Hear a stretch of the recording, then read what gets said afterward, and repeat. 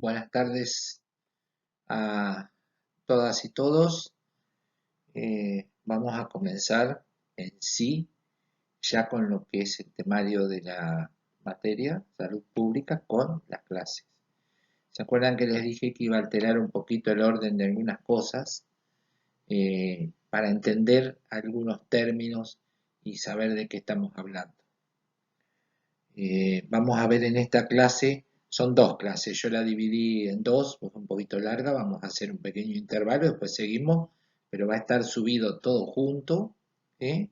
Y al final va a tener cada comisión, va a haber una diapositiva, comisión 1 va a tener una actividad que resolver y la comisión 2 otra actividad que la van a enviar como habíamos hecho. Como se los comenté en la propuesta, en la presentación de la materia, la pueden hacer esa resolución entre los 5, 4 o 3 que hayan quedado en los grupos que tenían establecidos de trabajo. Por favor, no se van a juntar, intentar juntarse en una casa. Los 5 trabajen por este medio, por un chat, comunicándose, resuelvan el trabajo práctico, lo hacen, lo imprimen en Word, un procesador de textos, o quieren hacer un PowerPoint, como quieran hacer ustedes, lo que a ustedes más les guste, y me lo mandan. Acuérdense que eso no va subido al grupo, sino a mi Messenger privado. Por favor, poner nombre y apellido de todos los que van a participar en esta tarea. Bueno, vamos a arrancar con epidemiología y dinámica histórico-social del fenómeno salud-enfermedad. Dice primera parte, porque acuérdense que dije que la dividí en dos para que no se hiciera tan larga.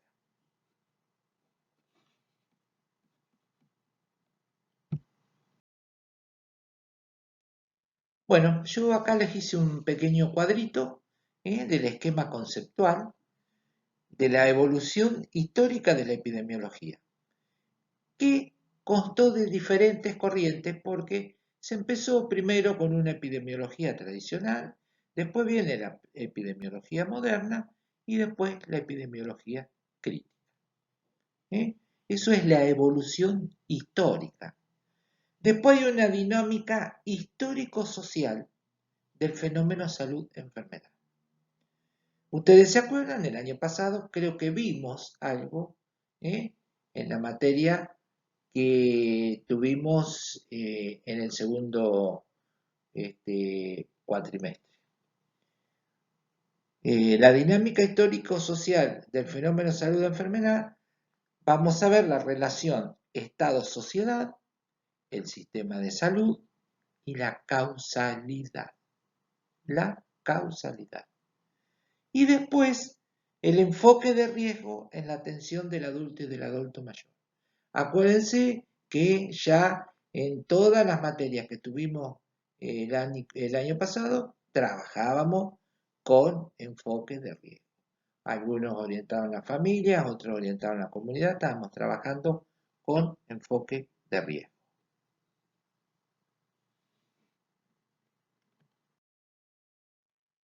Bueno, una pequeña introducción. La historia de la epidemiología en el mundo se fue construyendo a lo largo de los siglos, desde Hipócrates hasta la actualidad, pasando por distintos momentos y marcando algunos hitos significativos. No mencionaremos todos los hechos que la asignaron porque son infinitos.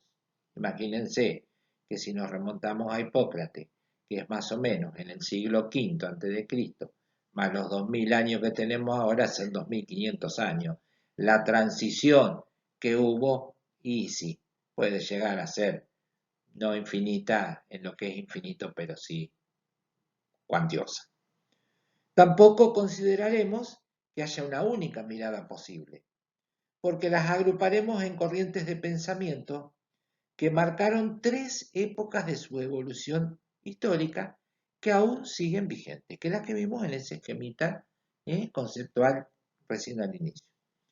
El reconocimiento de su historia y la diferenciación de sus corrientes posibilitarán nuestra ubicación en la disciplina. ¿Qué ubicación vamos a poner nosotros en la epidemiología? ¿Cómo nos vamos a parar nosotros frente a este estudio?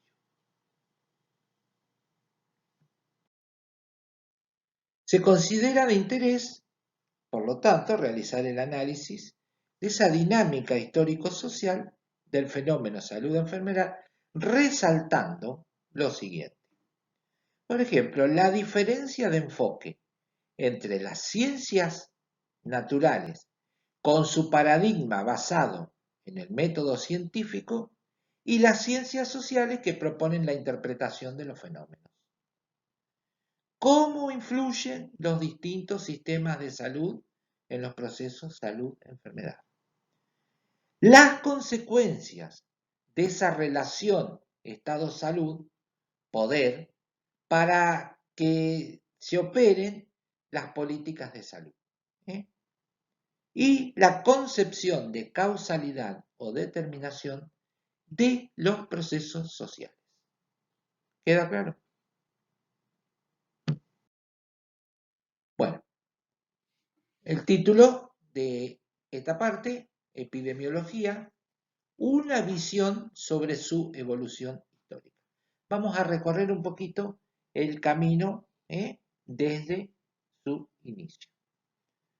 Las raíces de la epidemiología se remontan a 400 años antes de Cristo. Pero que les dije, más o menos 400, 500, que fue el siglo de oro, el siglo V, un siglo antes de Cristo, el siglo de oro de Grecia, o siglo de Pericles, que los que han leído algo de historia también se lo llamó.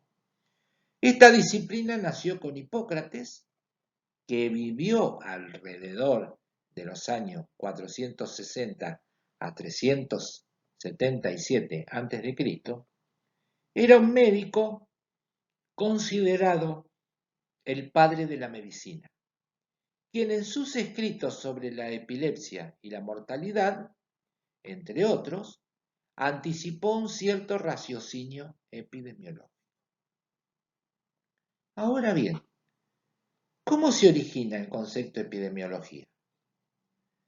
Según Nájera, un autor, los términos epidémico y endémico, derivados de epidemeion y endemeion, surgen de los que usó Hipócrates en la escuela de Cos, para diferenciar a las enfermedades que visitan a la comunidad, de las que residen en ella. O sea, enfermedades de las que visitan a la comunidad a las que residen en la comunidad. Fíjense que es distinto. Acuérdense que cuando hice, creo que cuando les subí el video de recomendaciones en salud pública, les hablé un poquito de estos términos. En Aires, Aguas y Lugares, un texto, un libro, el médico griego escribe sobre la importancia de considerar las estaciones del año, las propiedades de las aguas, la posición del pueblo en relación con los vientos y la salida del sol, las características del suelo, si es llano, seco o boscoso, y de aguas abundantes, en el momento de diagnosticar las enfermedades. Fíjense lo que tenía en cuenta en el momento de diagnosticar las enfermedades. Bueno, una notita de color, sonó el teléfono, Patricia había ido a hacer los mandados y el guardaespaldas tiene que controlar cómo estaba yo, si estaba bien, si me hacía falta algo, bueno, notita de color, van a aparecer algunas cuantas durante el transcurso de estas clases que, bueno, ayudan un poco a entretener. Bueno, etimología del vocablo. Acuérdense que yo siempre les dije que una de las formas a veces de entender de qué está hablando uno es tratar de desarmar esa palabra. ¿Qué significado tiene esa palabra? Según la etimología u origen de las voces o palabras, el término epidemiología proviene del griego. Epi, proposición usada como prefijo, significa sobre, encima. ¿Se acuerdan que yo les dije? Sobre, encima. Demos es pueblo o población y logos es un palabra, tratado, estudio. ¿Estamos? Entonces, ahora bien, el significado del término se ha ido modificando con el crecimiento de los conocimientos. Cada nueva teoría o concepto ha trabajado sobre el cambio de significación y no sobre el término, para definir lo que etimológicamente está claro. Sería un estudio sobre las poblaciones. En epidemiología, una población puede definirse en términos geográficos o de naturaleza, por ejemplo, un grupo específico de pacientes hospitalizados o de trabajadores de una industria o de escolares de una provincia, pueden ser una unidad de estudio.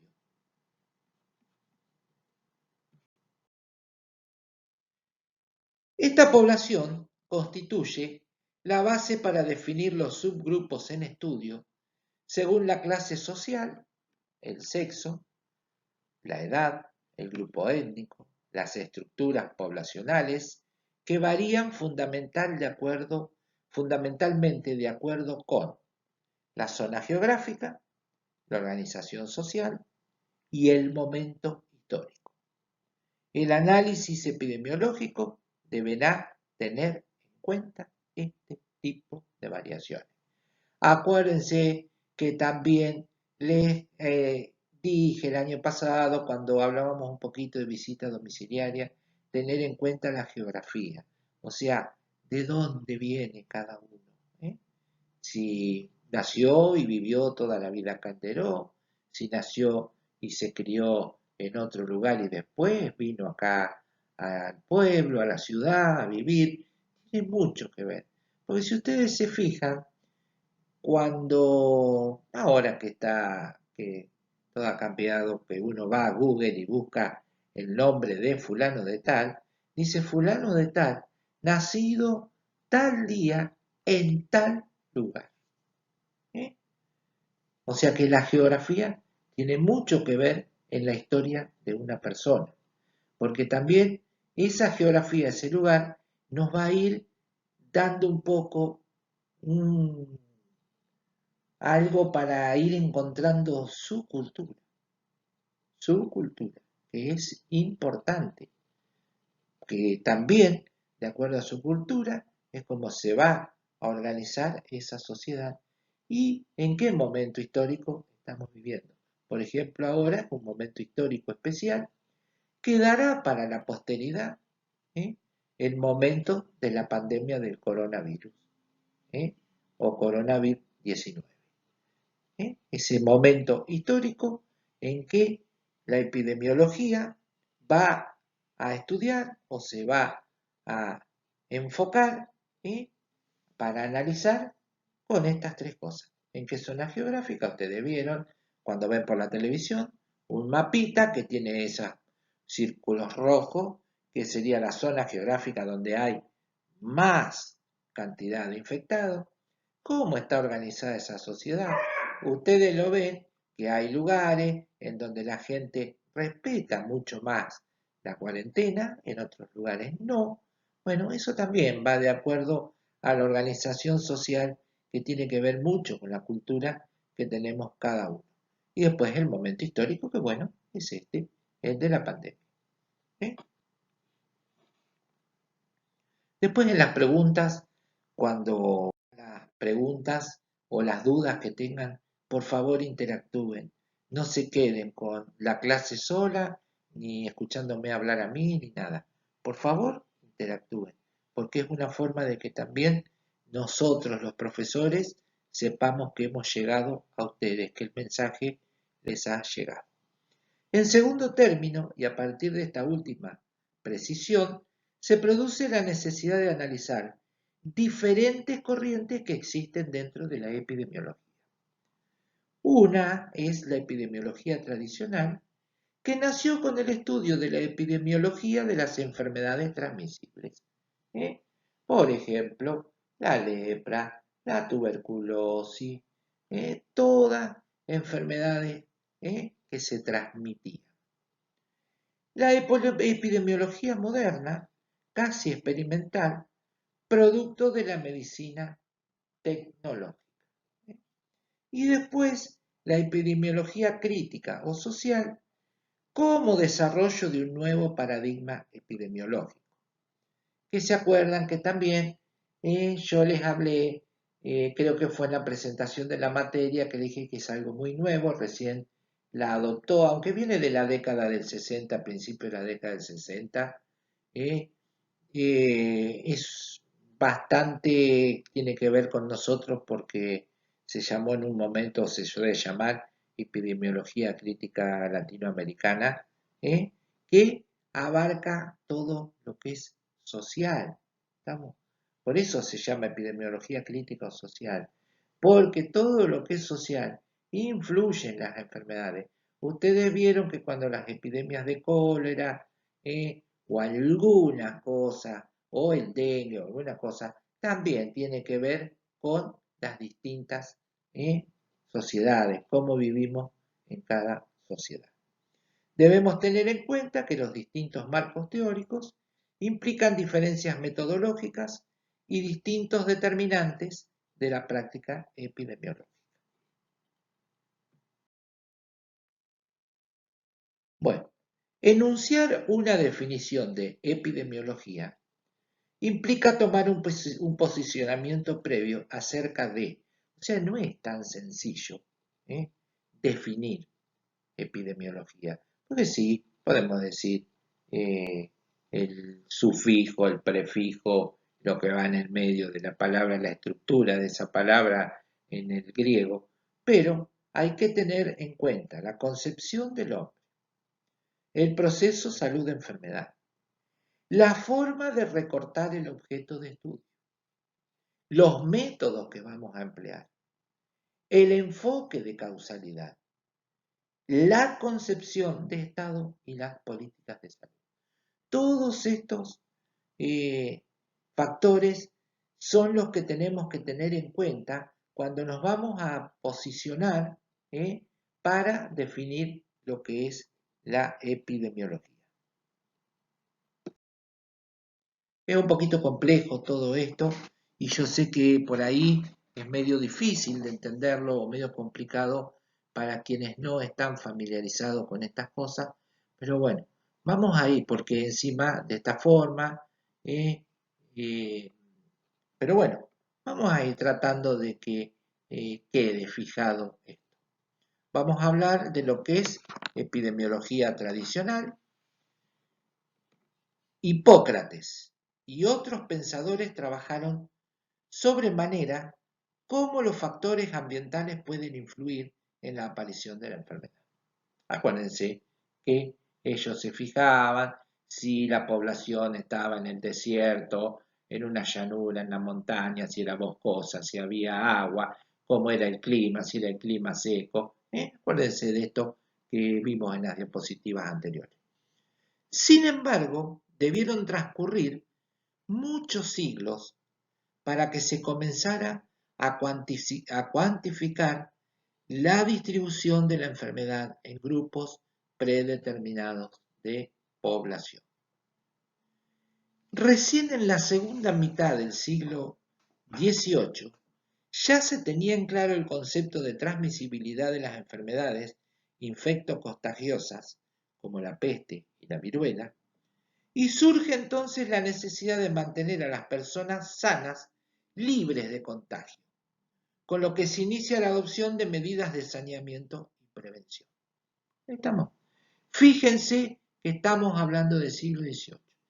Plena época victoriana, o sea, la revolución industrial, grandes poblaciones en las ciudades, no había cloacas, no había agua potable.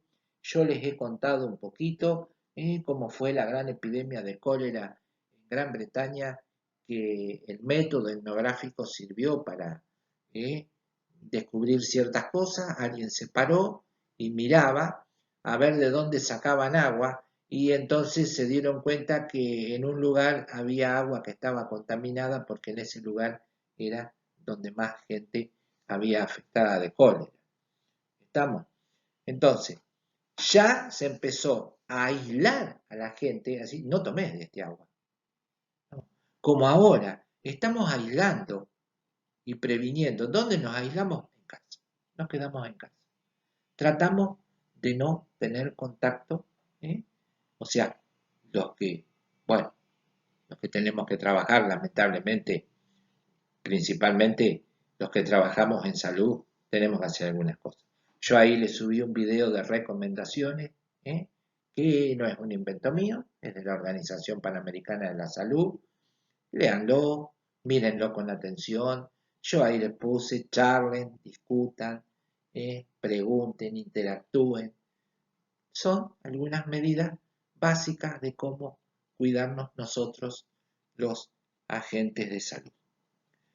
Bueno, la Revolución Francesa, en 1776, incorporó los intereses de la comunidad en su conjunto al Estado, limitada hasta entonces a la nobleza, y señaló así el comienzo de la salud pública. O sea que podemos decir que la salud pública tiene sus inicios con la Revolución Francesa. Durante mucho tiempo existió el concepto de que la enfermedad era causada por factores ambientales. Chadwick, 1800-1890, fue un ferviente de la teoría miasmática. ¿Estamos?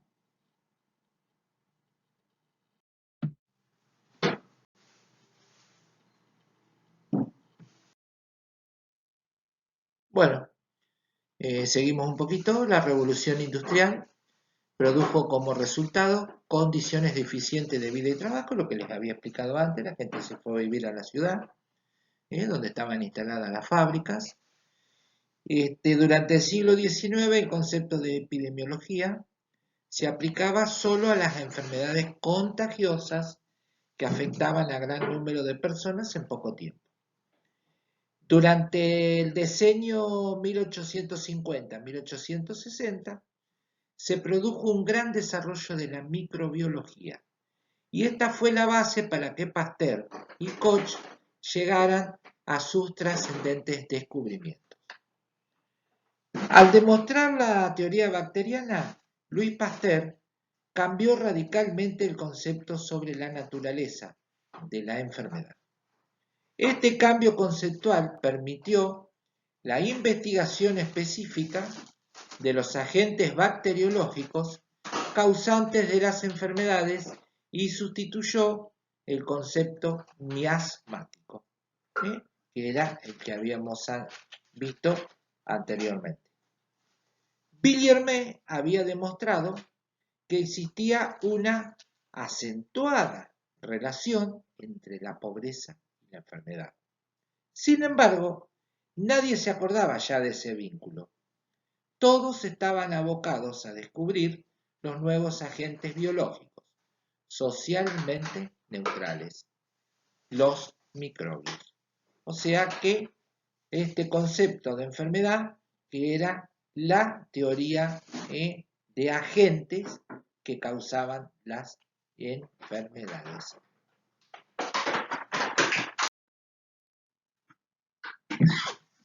Un esquema tradicional en epidemiología es la cadena epidemiológica, conocida también como cadena de infección, que busca ordenar los llamados eslabones que identifican la interacción entre el agente, el huésped y el médico.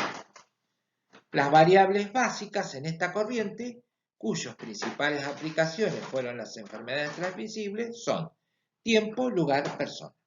Creo que ustedes vieron algo por lo que yo he escuchado de triada epidemiológica, agente, huésped del medio, y después tiempo, lugar y persona, que son las variables básicas que tiene esta triada. La epidemiología de las enfermedades contagiosas renueva permanentemente su vigencia con la presencia de enfermedades como el cólera, el paludismo, el dengue, la leptospirosis, la tuberculosis multiresistente o la aparición de nuevas enfermedades transmisibles como el SIDA, como lo que tenemos hoy, esta pandemia de coronavirus. Desde el fines del siglo XIX se utilizó el enfoque epidemiológico de comparación de tasa de enfermedad en subgrupos de la población humana. Se demostró que este método constituye una poderosa herramienta para revelar las asociaciones que se establecen entre las condiciones o agentes ambientales y determinadas infecciones o enfermedades específicas. Estamos un enfoque epidemiológico comparando la tasa de enfermedad que tenían distintos grupos de la población humana. Acá tenemos lo que les hablé antes, lo de la triada epidemiológica, un modelo epidemiológico tradicional. El huésped, el agente y el medio ambiente. Huésped, por ahí somos nosotros. Agente es el mosquito, medio ambiente, el lugar donde vive, donde pone sus huevos, que puede ser el agua. Estamos que hay en el medio ambiente, en charcos, en recipientes, en lo que a ustedes les parezca. Bueno, ahora seguimos un poquito con lo que es la epidemiología moderna. Vimos lo que era la tradicional, la primera. Vamos a describir someramente lo que es la epidemiología moderna.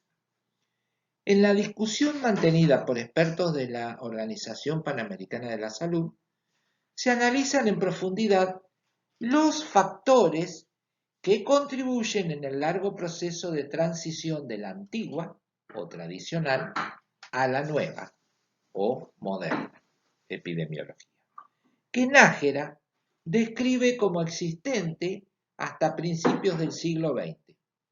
Una epidemiología de las enfermedades infecciosas bastante bien establecida y científicamente firme, para después pasar a una aplicación más amplia que incluye los problemas de salud de manera global y marca el cambio de interés y preocupación ocurrido en los decenios de 1940 y 1950. ¿Qué pasó ahí? La Segunda Guerra Mundial, que yo siempre insisto que fue un quiebre en la historia de la humanidad o la historia moderna. Se menciona como importante el renacimiento de los puntos de vista de Villermé, Virchow y otros actores, quienes pensaban que en los problemas de salud participan factores que iban mucho más allá del saneamiento, como la pobreza y lo que ella implica socialmente, lo decía Terris. Entonces surge así el uso de la epidemiología para evaluar la validez de los procedimientos clínicos y la eficacia de los servicios de salud, posturas políticas, el desarrollo del conocimiento comprensivo, de la medicina y de las estadísticas, y la valoración de los aspectos sociales por encima de lo específico que causaba esas enfermedades. Y también acá tenemos en esta década del 40 al 50, más o menos, un poquito abarcando más mitad de la década del 40, 47, más o menos 46, al 53, más o menos, que era lo que hizo Ramón Carrillo. No dobles más, no dobles más. Bueno, un buen ejemplo del desarrollo más reciente de la epidemiología son los trabajos efectuados por Doll, Hill y otros investigadores, que estudiaron durante los años 50 la relación entre el tabaco y el cáncer de pulmón y demostraron los factores de riesgo para enfermedades coronarias.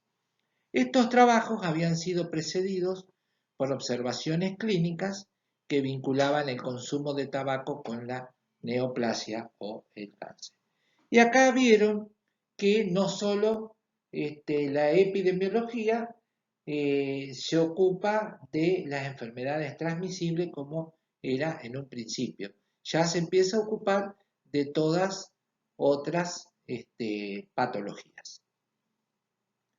Uno de los efectos fue aumentar el interés epidemiológico, bueno, acá lo explica en este párrafo, por otro tipo de enfermedades no infectocontagiosas, como las crónicas y degenerativas, y por aspectos que contribuyen a mantener la salud, como la nutrición, la actividad física y los hábitos de vida.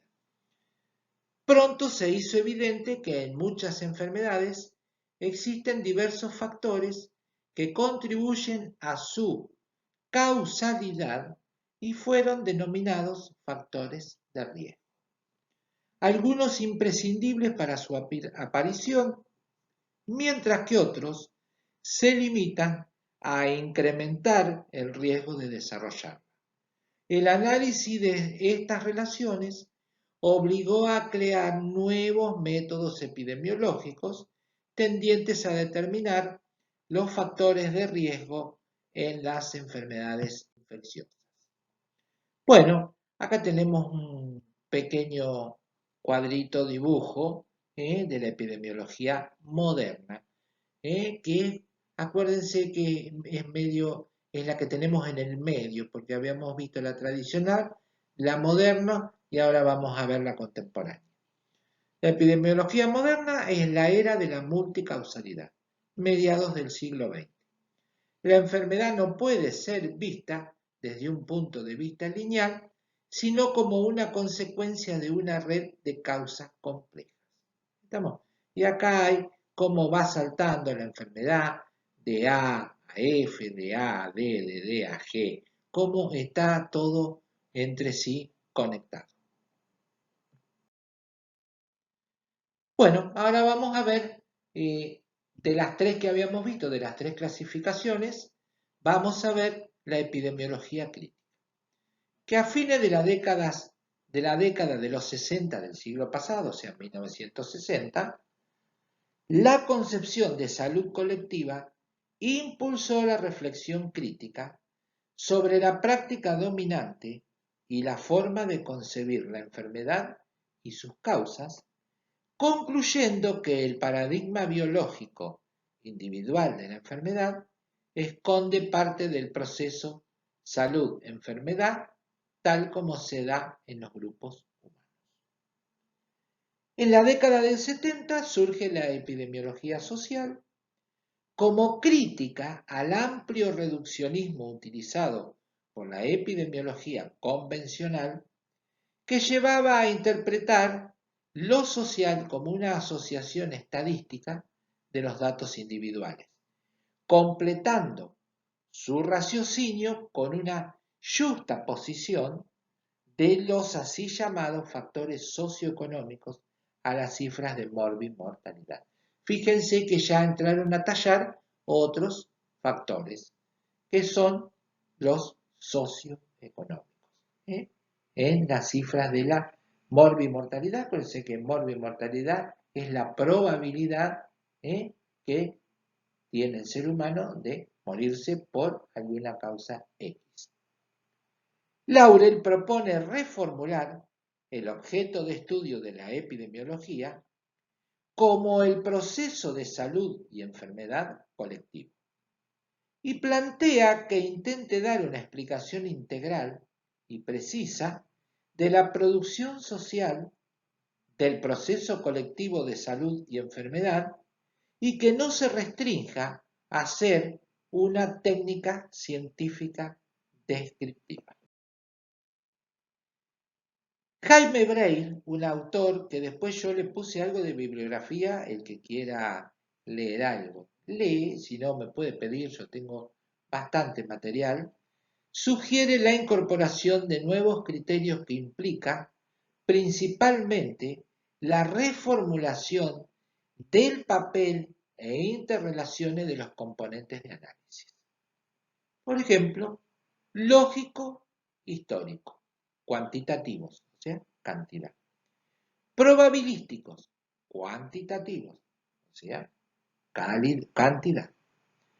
No se trataba de abandonar los diseños epidemiológicos tradicionales ni las técnicas de variabilidad, sino de recolocar a su uso y sus normas en el procedimiento de demostración.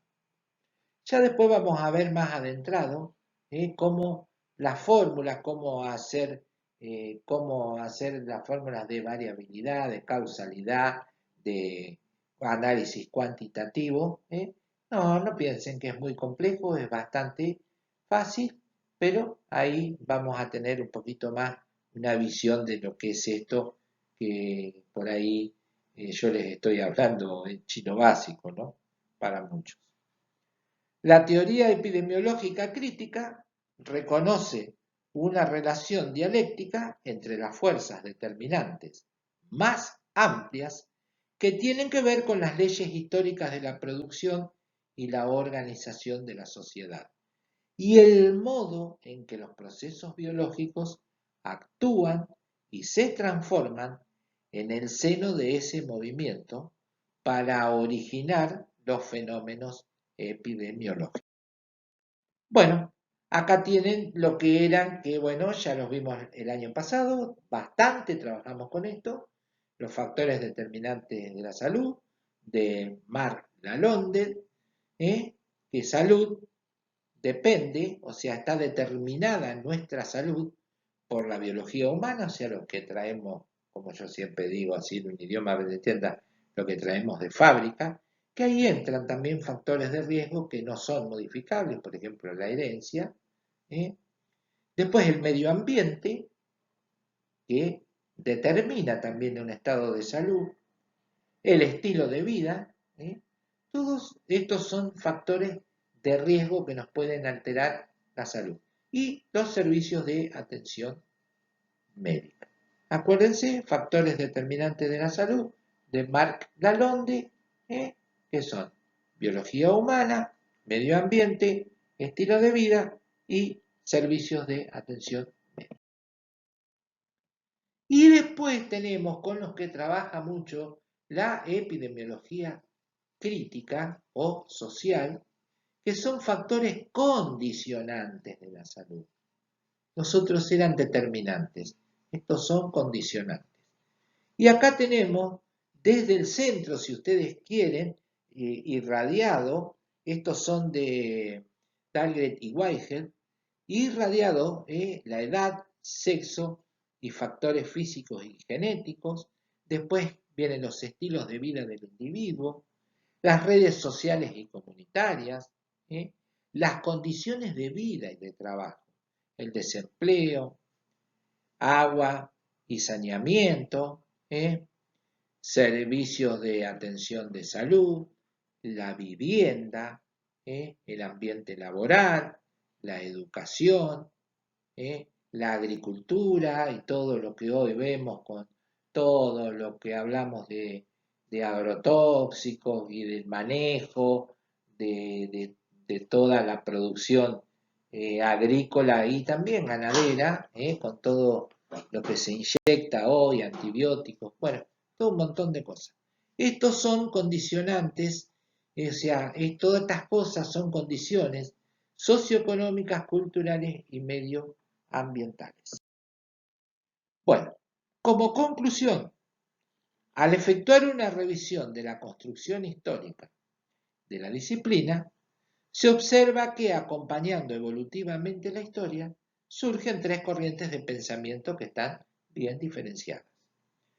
Cada nueva teoría ha trabajado sobre el campo de significación del término epidemiología. Y pretender definir obliga a adoptar un posicionamiento en alguna de las corrientes que se fueron dando a lo largo de la historia. Cada una de ellas enfoca el objeto de estudio desde una óptica distinta y plantea diferencias metodológicas para el trabajo y diferentes concepciones de causalidad. Las tres mantienen su vigencia y son utilizadas para distintos tipos de estudios epidemiológicos. No quiere decir que nos vamos a quedar con una sola. Hay distintos estudios epidemiológicos que a nosotros nos va a convenir usar o la epidemiología tradicional, o la epidemiología moderna, o la epidemiología crítica o contemporánea o social, como quieran llamarla. No es que nos vamos a aferrar a una y vamos a descartar la otra. No. Con las tres vemos cada caso y con esa vamos a trabajar. Bueno, esta es la primera parte de esta clase. Eh, Ahora después le subo, van a ir juntas, subidas juntas, lo que pasa es que yo las hago separadas, la otra clase, y van a tener al final ese cuestionario, que después se los voy a explicar, cada comisión lo va a resolver y cómo vamos a hacer. Muchas gracias.